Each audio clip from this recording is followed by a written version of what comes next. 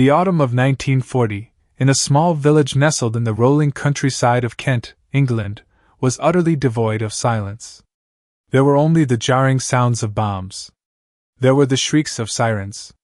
And the occasional, haunting distant scream. Eleanor was 13 years old, and she was weary even of the act of being afraid. The first thing she did every morning upon waking was to peer out the window, towards the narrow lane. Perhaps the postman would come today. Perhaps a letter from her father would arrive today. But no one ever came. The village was almost entirely deserted. The houses stood as hollow shells, either gutted by explosions or abandoned by their owners. The doctor had packed his bags and left. The postman was gone. The neighbors had fled. Only 3 or 4 families remained, and even they did not dare to leave the safety of their homes. For the enemy was no longer confined to the sky. It roamed the streets below. Looters. Desperate, starving people. Shadows that lurked in the permanent twilight. Eleanor's father, Thomas, had been sent to the front 6 months earlier. At first, letters came, filled with his sturdy, familiar handwriting. Once a week. Then every fortnight. Then once a month. Then none came at all. Her mother, Clara, had fallen suddenly ill a month after Thomas's departure. Initially, it was a nagging, light cough, dismissed as the chill of the approaching winter. Then the fever took hold, followed by a terrifying, constant shortness of breath. They had tried desperately to send for a doctor, but there was no physician left in the area. The nearest market town had been subjected to heavy bombing, and the roads were impassable. Clara grew thinner and weaker with each passing day. The fever refused to break. Her ears buzzed with a relentless roar. Sounds became confusing and muddled. Sometimes she couldn't even distinguish Eleanor's voice. And Eleanor, a girl of 13, was forced to shoulder the crushing weight of caring for her mother. She would rise long before dawn and trudge to the old well to draw water. Her arms ached and burned from pulling the heavy iron bucket, but she never made a sound of complaint. She would hurry home to prepare a thin, life-sustaining soup. She carried the dwindling stock of coal and wood. She lit the stove. She meticulously adjusted the blankets around her mother. Every night before sleep finally claimed her, she would perform her small, trembling ritual. She would place her hand on her mother's burning forehead and pray. God, please heal my mother. Let my father come home safe. Protect our little house. Please, God, please. But God offered no audible response. Only the sky answered, with the deafening, brutal sound of bombs. One morning, the sirens began their frantic, familiar wail. This time the sound was closer, more immediate than before. Eleanor rushed to her mother and helped her shuffle towards the cellar door. Clara was so frail now that Eleanor could easily support her weight. She felt as light as a handful of dry leaves. The cellar was cold, dark, and thick with the smell of damp earth. The old wooden steps groaned under their weight. But it was safety. The only sanctuary they knew. The sound of the German planes grew into a throbbing roar. It felt physical, vibrating in Eleanor's chest. They were directly overhead. Eleanor embraced her mother tightly. Clara weakly stroked her daughter's hair. Her touch was cold but still carried the familiar, soft reassurance of a mother's love. And then came the sound they knew too well, the horrifying, piercing shriek of a falling bomb. It was coming down. Eleanor squeezed her eyes shut until they hurt. She held her breath. She waited for the thunderous impact. But the explosion never came. Instead, there was only a strange, impossible sound. It was as if an immense glass bell had been struck. Or 1,000 crystal glasses had shattered simultaneously. Not a deafening noise, but a strangely musical, soft, and clear chime, yet impossibly close. Eleanor opened her eyes. The cellar hadn't trembled. The ceiling hadn't cracked. Nothing had stirred. "Mother!" she whispered, her voice shaking. "It didn't explode," Clara replied in a weak, exhausted voice. "It must have fallen far away, my dear." Thank God for that. But Eleanor knew she had felt something.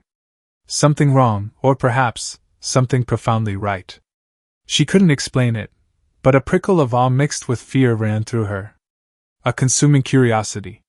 When they finally climbed out of the cellar, a thick column of black smoke was rising from the far end of the village. Another home was gone, its stones scattered like debris. Yet their house stood completely whole. Not a single pane of glass was broken. Even the few wilting flowers in the small garden patch remained untouched. It was as if the war had passed around them entirely. That day, Eleanor allowed herself the first real thought of hope. Perhaps we are terribly lucky. But she knew, deep down, it was more than just luck. Days turned into weeks. The air raids intensified. Only 3 families now remained. They were invisible, terrified prisoners in their own homes. Eleanor continued her desperate routine of fetching water. As she navigated the desolate lanes, she scanned the shadows. Were they people, or the haunted, desperate ghosts of the living? Once, through the morning mist, she spotted a man. He wore a heavy, patched overcoat. His face was obscured by grime and long, matted hair. Eleanor froze instantly. The man glanced at her with a vacant, predatory look. Then he shuffled away, melting into the fog. That evening, Clara looked at her shaken daughter and delivered her solemn warning. Eleanor, promise me, never open the door to anyone. If they knock, if they call your name, you must hide. Hide in the cellar and stay silent. Do you understand? Eleanor nodded, but a cold terror gripped her. The enemy was no longer only in the sky. The enemy was in the street. Hungry, ruthless, and lurking in the shadows. Eleanor could not sleep. She stared out the window into the pitch-black sky. There were only sirens. The mechanical roar of the planes. And the faint, distant cries of despair. For a 13-year-old girl, the world was a living hell. But Eleanor did not surrender. She could not. Because she had her mother. And her mother must live. Then, one afternoon, in the midst of her darkest despair, something appeared. As Eleanor walked home from the field, she saw a spot of white at their threshold. An envelope. Her heart leaped into her throat. She ran, stumbling but not falling. She snatched the envelope from the mud. It read simply, "Clara and Eleanor from Tom." She burst into the house screaming, "Mother! Mother! Father has sent a letter! He's alive!" Clara struggled to sit up in bed, her eyes filling with instant tears. "Read it, please read it, my dear." Eleanor's hands trembled as she tore open the paper. She unfolded the single sheet and began to read. "My dearest Clara, I miss you both more than words can say. I think of you every single day. Hold Eleanor close for me, she is my brave girl. I pray constantly that our home remains safe. The fighting has eased somewhat here. I will come home at the very first opportunity. I love you both. Tom." Clara laughed through her tears, the first genuine laugh in months. Eleanor clutched the letter like a precious shield. That night, both mother and daughter fell into a deep, peaceful sleep. But weeks crawled by. Months passed. No other letter arrived. Eleanor looked out at the lane every morning. The postman was a ghost. Her mother, whose brief surge of strength was fading, began to ask the question that crushed Eleanor's spirit. "Is there a letter today?" Eleanor had to say, "No." And with every "no," the fragile light in her mother's eyes dimmed a little more. Her face grew paler. Her breathing became more labored. Eleanor reached her breaking point. She could not bear to watch her mother fade away. Hope was the medicine the fever could not defeat. One night, Eleanor made her painful choice. She retrieved her father's last, precious letter. She studied his handwriting, the strong sweep of his capital T, the resolute angle of his M. She found a scrap of clean paper and, with a shaky pencil, began to write. She labored to mimic his firm script. It was a lie. A profound deceit. But the sound of her mother's desperate cough from the next room drove her on. "My dearest Clara, just hold on a little longer. I will be back soon. Take good care of Eleanor. I will never leave you alone. I sleep thinking of you every night. Be strong for me. Tom. The next morning, Eleanor took the letter, roughed its edges to simulate travel, and rushed to her mother. Mother, look! The postman must have slipped it under the door. Clara's eyes widened with amazement. She took the paper, tears blurring her vision. Eleanor read the words aloud, her own words, delivered as her father's promise. And Clara wept tears of pure, healing joy. That day, Eleanor told her first life-saving lie. The routine was established. Eleanor wrote a new letter every week, sometimes every 10 days. She became a master forger of her father's script. And with every new letter, Clara grew perceptibly stronger. The fever persisted, but her spirit soared. Tom is coming, she would whisper, clutching the letters. When he gets here, everything will be fine. Eleanor would nod, her heart heavy with guilt. Her father was likely dead. He might never return. But she could not shatter her mother's vital hope. So, she continued her lie. And then the day came. The air was gray and raw. The wind howled. Eleanor was out in the field, drawing the last drops of water. The sirens began to wail their loudest warning. Eleanor dropped the bucket and ran. The roar of a massive squadron of planes filled the sky. And then, that terrifying whistle. Eleanor screamed. She looked up. A black speck was hurtling down, aimed directly at their small house. Her feet froze in the mud. She couldn't move. She couldn't breathe.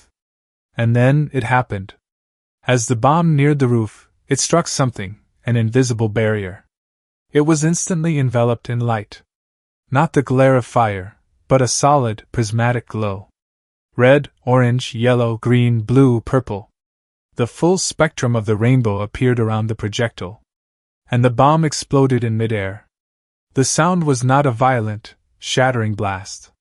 It was that pure, impossible melody again. The harmonious chime of crystal.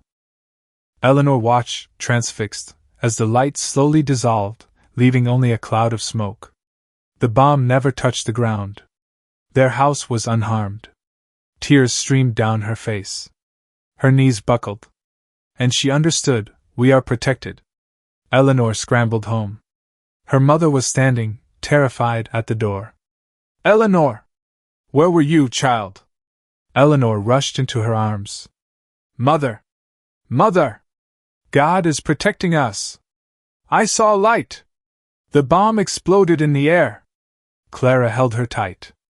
Thank God, dear. It must have been far away. Clara hadn't seen it, her ears too damaged to hear the truth. But Eleanor had seen everything. And she knew there was an invisible shield around their home. A shield only she could perceive. Why? That night, she knelt and prayed with new conviction. God, thank you. Thank you for protecting us. But please protect my father too. Bring him home. Mother misses him so much. And that night, Eleanor slept without fear. Months later, the bombing ceased. The war was clearly winding down. Silence finally returned to the village. Eleanor looked out and saw the stars, a sight she had forgotten existed. Clara was recovering. Eleanor, the war is ending, isn't it? Yes, Mother. Tom will come back now, won't he? Eleanor sighed, the lie weighing on her soul. Yes, Mother. He will. She continued her ritual of writing, praying every night. God, if my father is alive, please bring him back. Mother needs him. One morning, the sun was bright. Eleanor was in the kitchen. And then the sound. A heavy, definite knock on the door. Eleanor's hands froze. No one had knocked in a year.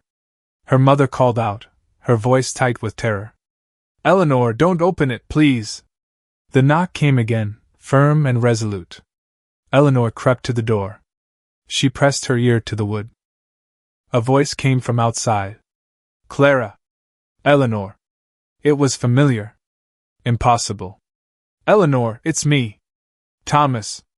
Eleanor screamed. Mother! Mother! Father is here! Clara, finding sudden strength, ran to the door. Eleanor threw the bolt and wrenched the door open. There stood Thomas. His uniform was shredded, his face coated in dust and exhaustion. His eyes were sunken. But he was standing. He was alive.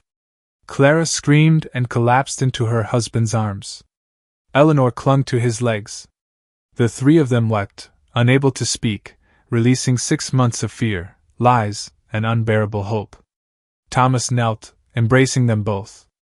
I can't understand how you survived this place. Clara smiled through her tears. God protected us, Thomas. God protected us. Thomas looked around. The entire village was ruined. But their house stood pristine. This is impossible, he whispered. This was ground zero. Eleanor looked at him, smiling through her own tears. Father, she said, we were protected. There was a light. Only I could see it. Thomas stroked his daughter's head. You were our miracle, Eleanor. You were. Years passed. Eleanor grew up, married, and had children. As an old woman, she told the story of the light, the bombs, and the shield to her grandchildren. No one truly believed her. You must have been dreaming, Grandma, they would say kindly. But Eleanor knew. The light was real. Whether it was God's intervention or the pure, desperate love behind a 13-year-old's prayer and her life-saving lies, it was real. Because sometimes, in the deepest darkness, the smallest light is a shield. And sometimes, the greatest miracles are the ones no one ever notices. When Eleanor died at the age of 80, she whispered with her last breath, "The light is still here. It was always here, inside us." And she closed her eyes. But the light never faded.